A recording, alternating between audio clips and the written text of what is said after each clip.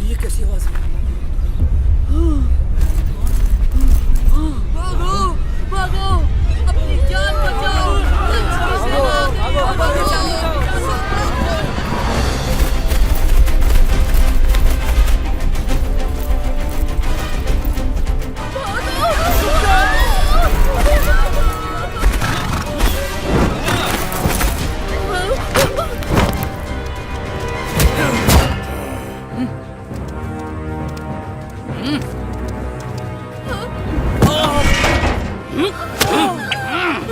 हमें छोड़ दो, हमें क्यों पकड़ा है? हमें क्यों पकड़ा है? अब हमारा क्या होगा? हे भगवान, ये क्या हो गया?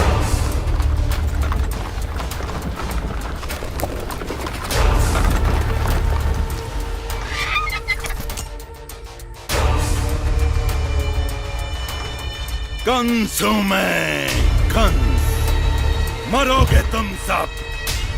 जिसने भी मेरे विरुद्ध आवाज उठाई, सेनापति ले चलो सभी को। और हाँ, जिसने भी रोकने की कोशिश की, यहीं मार डालो उसे।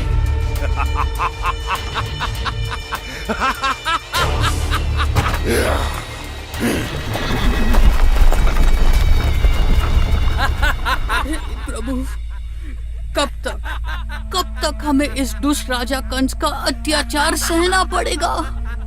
आपको धरती पे आना ही होगा, आपको आना ही होगा प्रभु।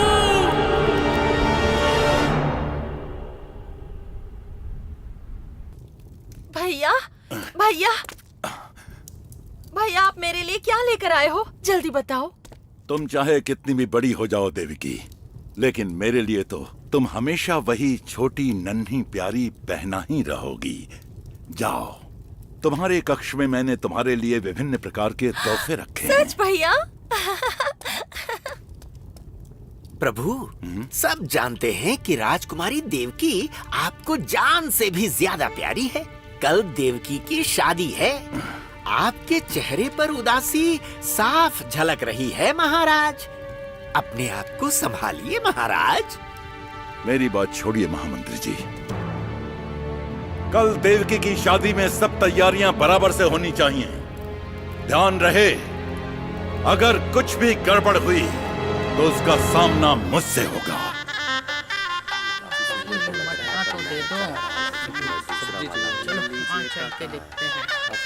ले लीजिए।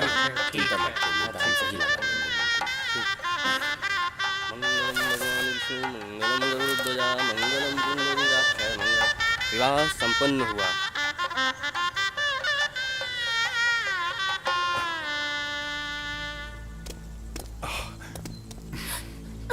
भैया रो मत देवकी, तेरी विदाई सिर्फ इस घर से हो रही है, मेरे दिल से नहीं। जब भी तुझे कुछ भी जरूरत हो ना, तो मुझे याद कर लेना। तेरा ये भाई दिन देखेगा न रात, तेरी हर मांग तुरंत पूरी कर देगा।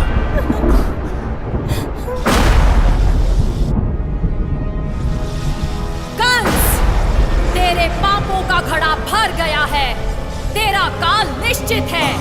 देवकी और वासुदेव की 8वीं संतान ही तेरे मृत्यु का कारण बनेगी। भैया, ये कैसे हो सकता?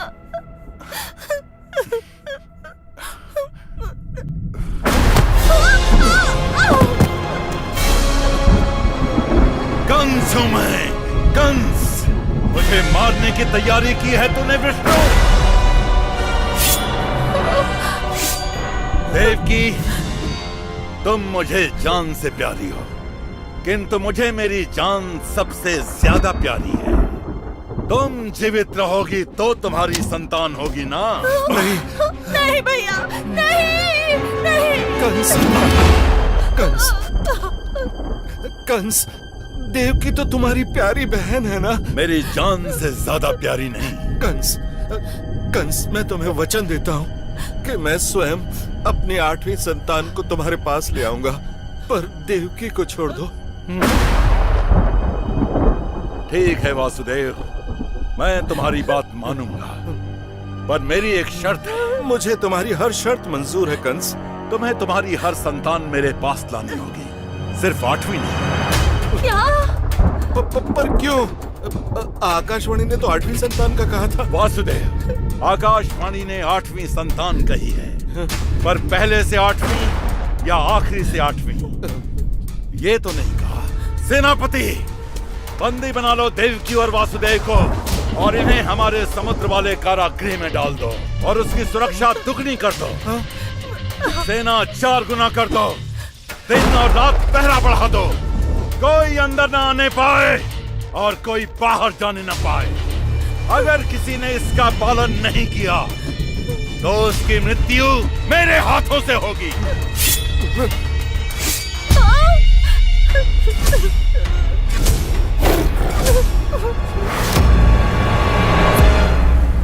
कंस का प्रकोप तो हर जगह बढ़ता ही जा रहा है। उसने सारे राजाओं को हराकर उन्हें अपना बंदी बना लिया है। हाँ, जब से आकाशवाणी हुई है उसने तब से चारों ओर तबाही मचा रखी है। उसके डर से कोई आवाज ही नहीं उठा रहा है। हाँ, अब तो भगवान ही आकर हमें इस सबसे बचा सकते हैं। सुना है देवकी को संतान होने वाली है। लेकिन आकाशवाणी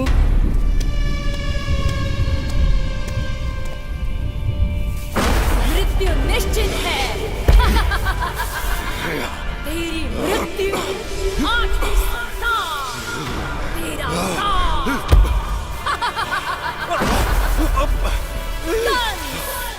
कंस, मृत्यु।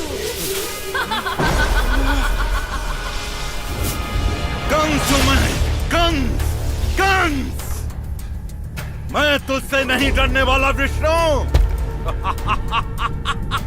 कितने भी खेल रच ले तू।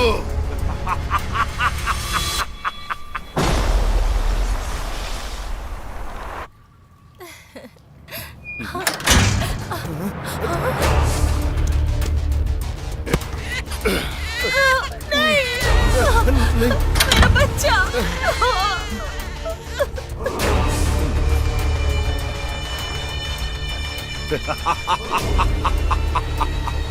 भांजे, तो तू है मेरी मौत का कारण।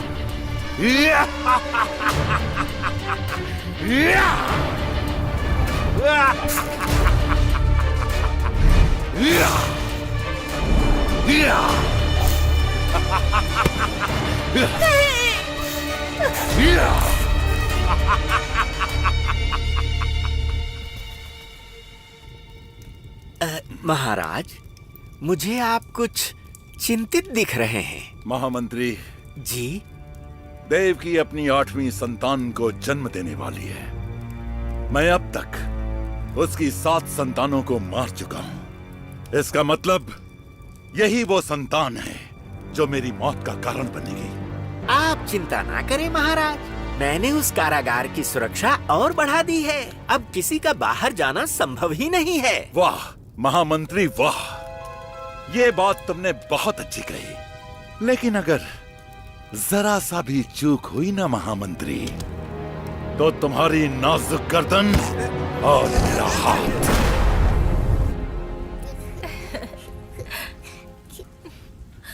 कंस ने हमारी 7 संतानों को मार दिया है। वो हमारी इस संतान को भी नहीं छोड़ेगा। धैर्य रखो देवकी, भगवान हमारी प्रार्थना जरूर सुनेंगे। डरो मत देवकी, तुम्हारी 8वीं संतान को कुछ नहीं होगा। वासुदेव, तुम्हारा ये बालक ही कंस की मृत्यु का कारण बनेगा। तुम इसे जल्दी से गोकुल में नंद बाबा और यशोदा मैया के पास छोड़ आओ और यशोदा को अभी हुई उनकी बेटी को यहाँ ले आओ। नंद बाबा को इसके बारे में सब पता है। अब तुम जल्दी जाओ यहाँ से। जैसे आपकी आज्ञा।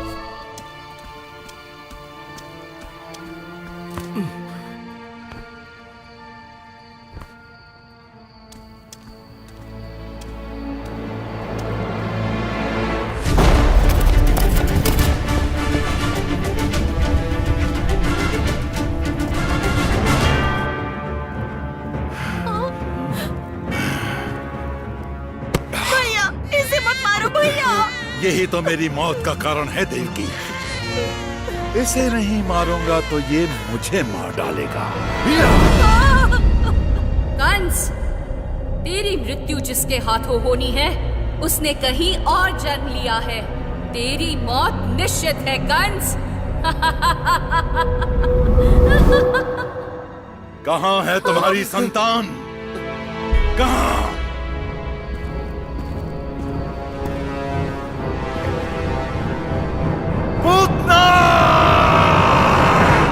मेरे कान्हा को किसी की बुरी नजर न लगे। सारा दिन इसके साथ खेलती रहोगी तो घर का काम कौन करेगा? चलो सब काम में मेरा हाथ बटाओ। चंपा तुम यहीं रुको कान्हा के पास और इसका ख्याल रखना। विष से भरी हूँ मैं। मेरी रगों में खून नहीं, विष दौड़ रहा है। जैसा कंस ने कहा, पिछले 20 दिनों में जन्मे सारे बच्चों को मार चुकी हूँ मैं। सिर्फ ये गोकुल नगरी का बालक रह गया है।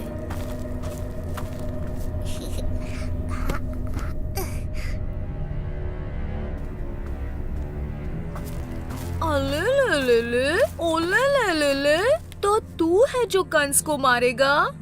पहले बड़ा हो जा, ताकतवर बन जा, फिर मारना। ठीक है, ले मेरा विष। ओह, क्षमा करना, मेरा दूध पी ले, भूख लगी होगी ना?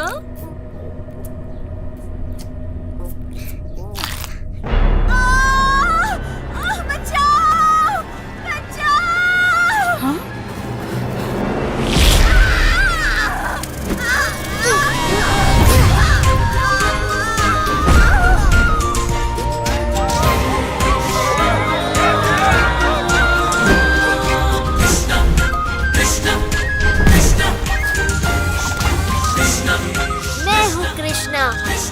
मामा श्री, अब तैयार रहना।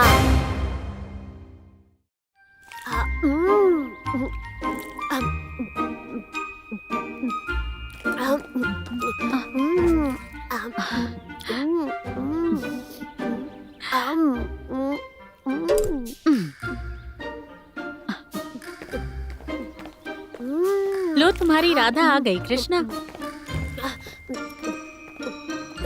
तुम कहाँ थी राधा? तुम्हारी प्रतीक्षा में देखो मैं कितना माखन खा गया। क्या हुआ राधा, तुम परेशान हो? सुदामा और श्यामू दामू की वजह से।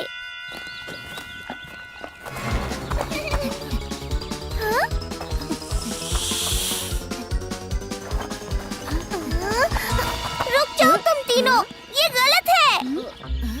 ये गलत नहीं, मस्ती है।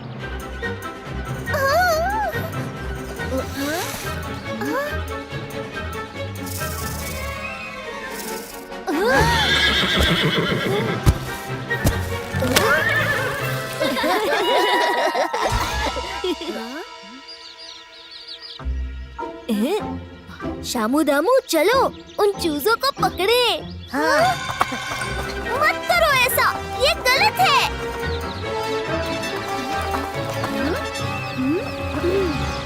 कहा ना राधा, ये गलत नहीं, मस्ती है।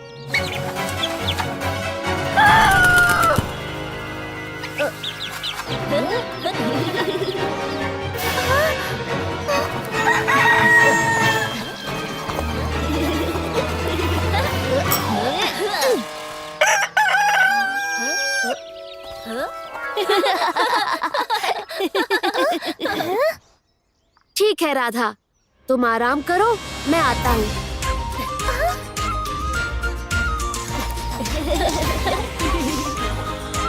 बेजुबान जानवरों को परेशान करने में जब किसी को मस्ती सूझने लगे तो उसे सबक सिखाना जरूरी हो जाता है।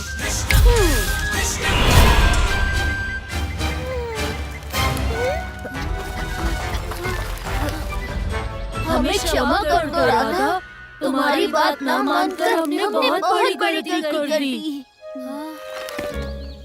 अरे मगर तुम्हारी ये हालत किसने की?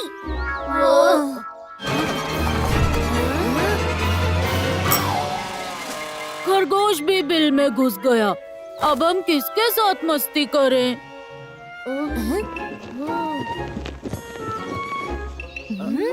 उसके साथ करेंगे। ये पटाखा मस्ती।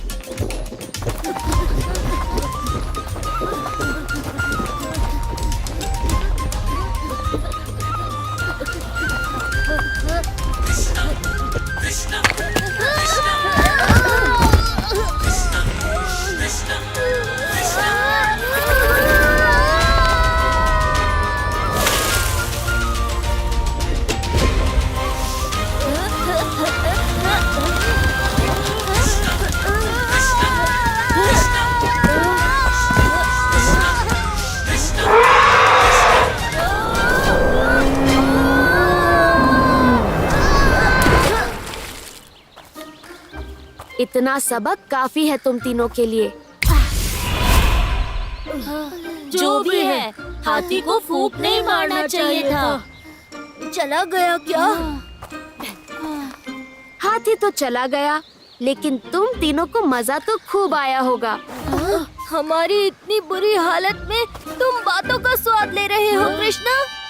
स्वाद मैं नहीं, तुम ले रहे थे पशु पक्षियों के साथ, जबकि राधा ने तुम्हें मना भी किया था कि ऐसा मत करो। अब ऐसे में एक हाथी ने तुम लोगों के साथ थोड़ी मस्ती कर ली तो क्या बुरा किया? हाँ? बस फिर हम क्षमा मांगने आ गए। अब हम बाद में मिलते हैं। ठीक होने में समय लगेगा।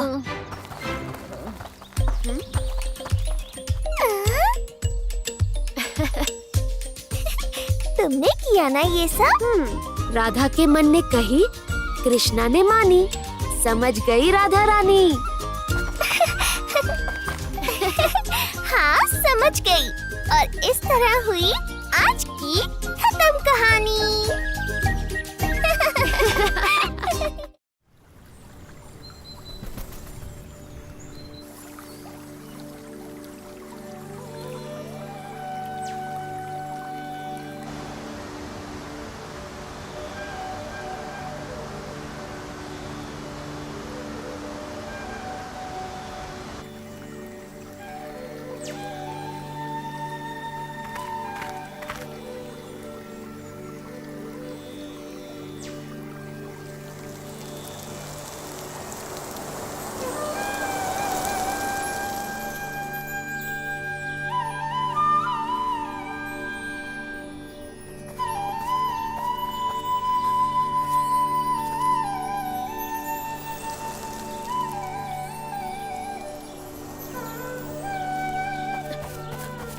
कृष्णा, मैं मुसीबत में हूँ, मेरी मदद करो। कृष्णा, अरे सुनो कृष्णा, शामू मुसीबत में है। शामू, दामू, अब क्या हुआ? आज कौन सी नई परेशानी है? बाबा ने मुझे चारों गायों का ध्यान रखने की जिम्मेदारी दी थी, पर अब चारों की चारों कहीं खो गई हैं। ये शामू ना बहुत भुलक्कड़ है। ओहो, तुम उन्हें शायद बरगद के पेड़ के पास भुलाए होंगे। याद है, पिछली बार भी हम सबने हर जगह ढूंढा था, और क्या हुआ? आखिर में हमने गायों को पेड़ से बांधा पाया। वैसा हुआ था क्या? मुझे बिल्कुल याद नहीं, लेकिन मैंने उस पेड़ की जांच की, पर वे वहाँ नहीं थी, तो मुझे समझ में नहीं आ रहा कि वो चारों कहाँ गई होंगी। कृष्णा, तुम्हें मेरी मदद करनी होगी। ये शामू ना बहुत भुलक्कड़ है। तुम दोनों भी ना क्या क्या करते रहते हो। चलो जाकर ढूंढते हैं।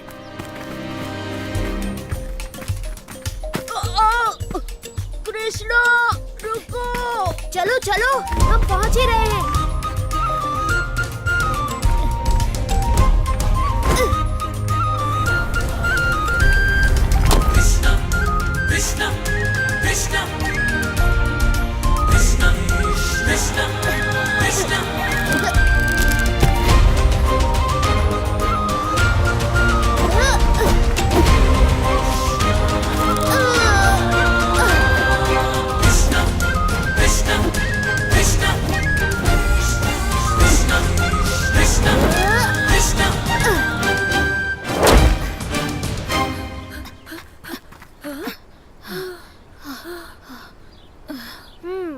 शामू, तुमने अपनी गायों को यहीं छोड़ा था। देखो तो, चारों गायों के पैरों के निशान यहाँ हैं। किसी ने तुम्हारी गायों को चुरा लिया है। ओ, तो इसका मतलब शामू गायों को भूल नहीं गया था। ओह, पता नहीं कि ये अच्छी बात है या बुरी। शायद ये किसी की शरारत है। रुको, ये क्या है?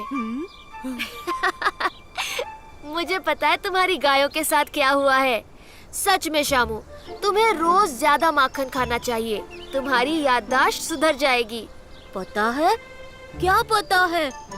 इसे पहचानते हो? मुझे तो सब कुछ ही दोनों जाना पहचाना और अनजाना लगता है। वैसे मैंने इसे पहले भी देखा है। राधा, बेचारे शामू को उसकी गायें लौटा दो ना। राधा? क्या? कहाँ? शामू, याद करो, क्या तुम कुछ करना भूल गए? लगता है कि राधा तुम्हें किसी बात का सबक सिखा रही है। शामू मुझे अपने पेड़ से 10 आम देने वाला था।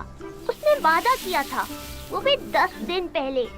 तो जब तक वो अपना वादा पूरा नहीं करेगा, तब तक उसकी गाय मेरे पास रहेंगी। ओ राधा, मुझे माफ कर दो ना। मैं आम के बारे में बिल्कुल भूल गया। जब ताजी फसल आई, तब मैंने आम की गिनती शुरू भी की, पर 7 आम के बाद मैं यही भूल गया कि मैं आमों को क्यों गिन रहा था, और फिर मैं खेलने लगा। राधा, बाबा को पता चलने से पहले मुझे बता दो ना कि मेरी गाय कहाँ है, वरना मैं मुसीबत में पड़ जाऊंगा। राधा। शामू, तुम सच में बड़े भुलक्कड़ हो। मैंने तुम्हारी गाय बाबा को लौटा भी दी। क्या? यानी कि चारों गाय कभी खतरे में ही नहीं थी? हाँ? अच्छा, तो अब बताओ राधा, क्या हमें भी थोड़े आम मिलेंगे? जरूर, अगर तुम मुझे पकड़ सके तो। अरे, मेरे लिए रुको।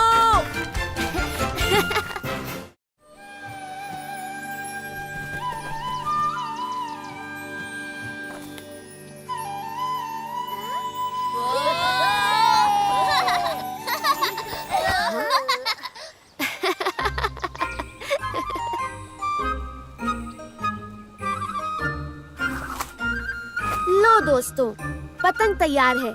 इसे हम सब मिलकर उड़ाएंगे। नहीं कृष्णा, इसे हम तीनों उड़ाएंगे। अरे नहीं नहीं, ये पतंग बहुत बड़ी है, तुम तीनों इसे संभाल नहीं पाओगे। संभाल लेंगे कृष्णा, इन 900 ग्राम की बाजुओं में बहुत ताकत है। 900 ग्राम? पर तुम्हारे बाजू तो सिर्फ 150 ग्राम के हैं शामू। बाकी 150 ग्राम इधर है कृष्णा।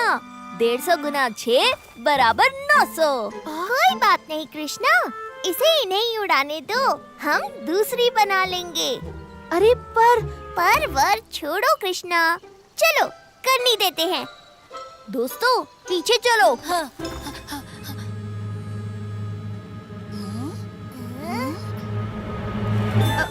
राधा, ये गलत है, ये उड़ जाएंगे। कुछ नहीं होगा। तैयार हो ना? तैयार है। 1, 2 और ये 3।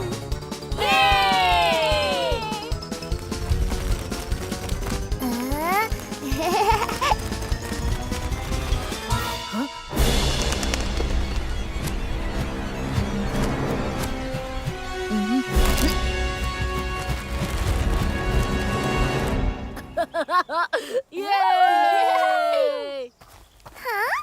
देखो कृष्णा, कितने खुश है ना तीनों। हाँ? अरे ये तेज हवा कैसी? अरे ये क्या? ये तीनों तो गए काम से।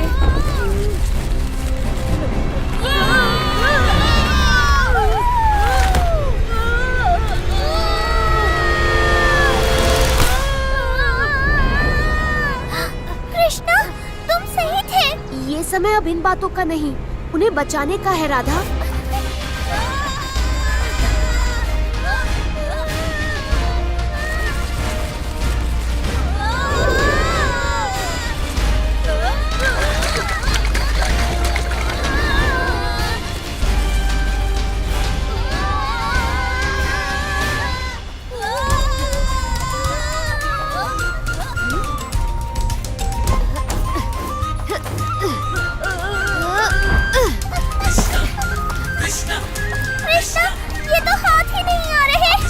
का उपाय है मेरे पास, पकड़ो मुझे।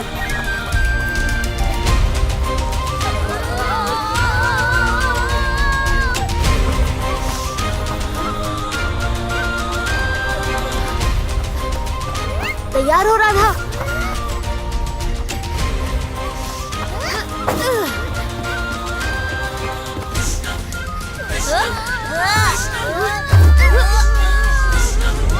पकड़ लिया। मैंने भी। अरे पर क्यों पकड़ा? कितना मजा आ रहा था उड़ने में। हाँ? पर हम तो तुम्हें बचाने आए हैं। इसे बचाना नहीं, मजाक किरकिरा करना कहते हैं। ऐसा है तो तुम लोग आ क्यों कर रहे थे? वो तो मजे वाला आ था कृष्णा। कृष्णा, इन्हें मजे लेने दो। राधा ने कही, कृष्णा ने मानी।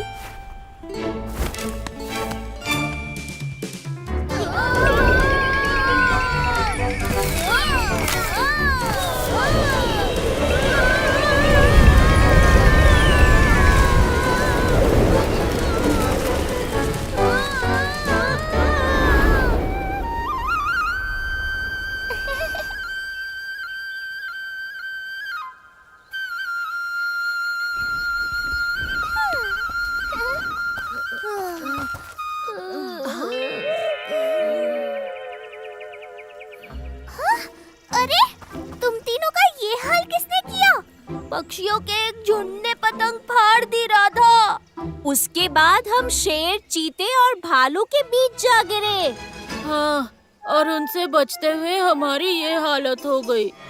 अरे तो क्या हुआ? उड़ने के मजे लेने हो तो इतना तो बनता है। कृष्णा!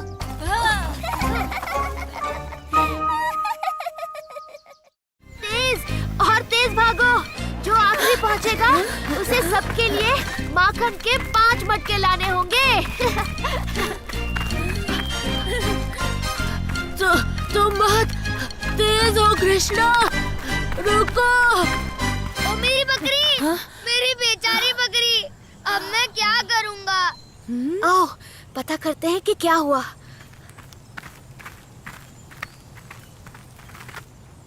कृष्णा, पहाड़ों के बड़े गिद्ध मेरी बकरी को उठा ले गए।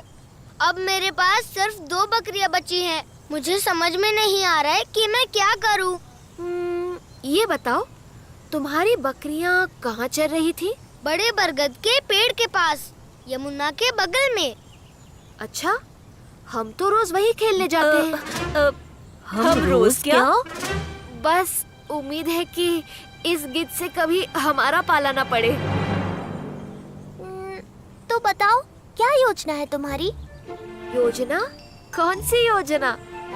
हम दोनों जानते हैं कि तुम्हारे दिमाग में कुछ ना कुछ तो चल रहा है। चलो चलो खेलते हैं। ये लो गेंद। दामू पकड़ो।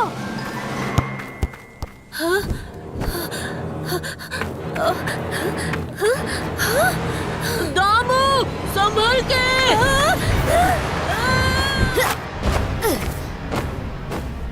मैं आ रहा हूँ दामू।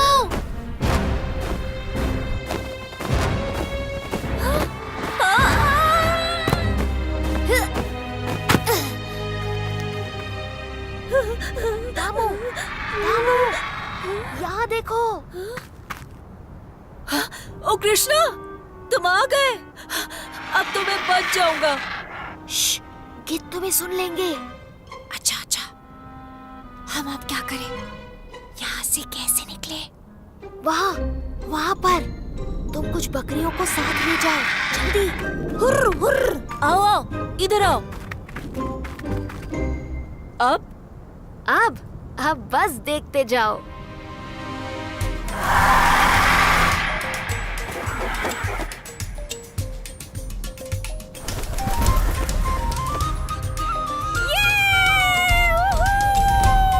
कृष्णा, तुमने कर दिखाया।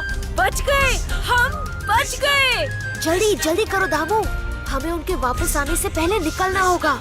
चलो इन बकरियों को वापस ले चलते हैं। वो छोटा लड़का इनका इंतजार कर रहा होगा। कृष्णा, क्या तुमने जानबूझकर मुझे उस गिद्ध से उठवाया? ताकि तुम उस लड़के की मदद कर सको। चलो चले दामू, देर हो रही है।